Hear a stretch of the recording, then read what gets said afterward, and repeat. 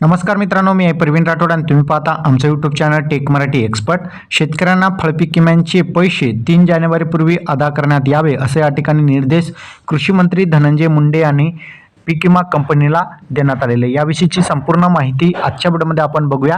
आता कोणत्या जिल्ह्यातील शेतकऱ्यांना फळपीक विम्याचे पैसे 3 जानेवारीपूर्वी त्यांच्या बँक खात्यामध्ये जमा होणार आहे याची संपूर्ण माहिती बघूया। तर चला व्हिडिओ स्टार्ट करूया।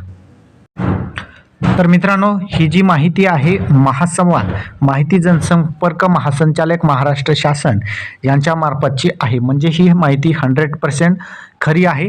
रायगड जिल्ह्यातील शेतकऱ्यांना फळपीक विम्यांचे पैसे 3 जानेवारीपूर्वी शेतकऱ्यांच्या बँक खात्यामध्ये आता जमा करण्यात यावे असा निर्देश आहे पीक विमा कंपनीला कृषी मंत्री धनंजय मुंडे यांच्याकडून देण्यात आलेले आहे। या ठिकाणी एक बैठक झालेली होती। बैठक अंतर्गत या ठिकाणी त्यांना ही 3 जानेवारीची जी तारीख आहे देण्यात आलेली। यामध्ये बघू शकता, पुनर्रचित हवामान आधारित फळपीक विमा योजनेत सहभागी झालेल्या रायगड जिल्ह्यातील शेतकऱ्यांना नुकसान भरपाईचे पैसे व्याजासह 3 जानेवारीपूर्वी अदा करण्यात यावे असे निर्देश या ठिकाणी महाराष्ट्राचे कृषी मंत्री धनंजय मुंडे यांनी दिलेले।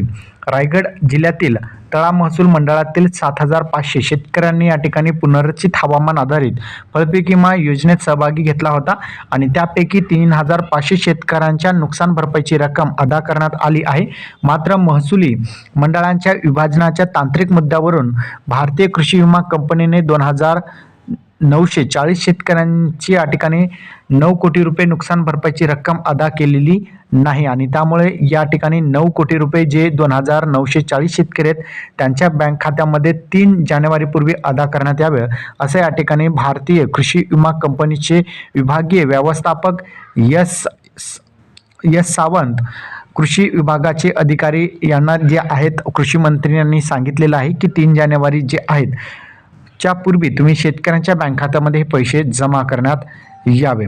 यावेळी मंत्री कुमारी तटकरे यांनी कोकणातील इतर जिल्ह्यांपेक्षा रायगड जिल्ह्यातील फळपीक विम्यांच्या हप्त्यांची सर्वात मोठी रक्कम असल्याचे या ठिकाणी लक्ष वेधले आणि त्यावर कृषी मंत्री धनंजय मुंडे यांनी पुढील हंगामात हप्त्यांची रक्कम सर्वत्र समान करण्याची सूचना कृषी आयुक्तांना दिलेली आहे। आणि यानंतर कृषी मंत्री श्री मुंडे यांनी आंदोलकांना उपोषण मागे घेण्याची सुद्धा विनंती या ठिकाणी करण्यात आलेली।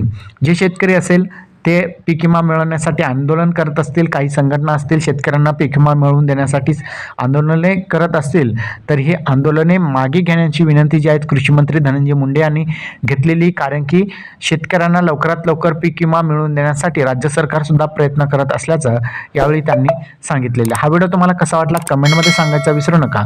चॅनलवर नवीन असाल चॅनलला सबस्क्राईब करा। इथेच थांबूया। जय हिंद, जय महाराष्ट्र।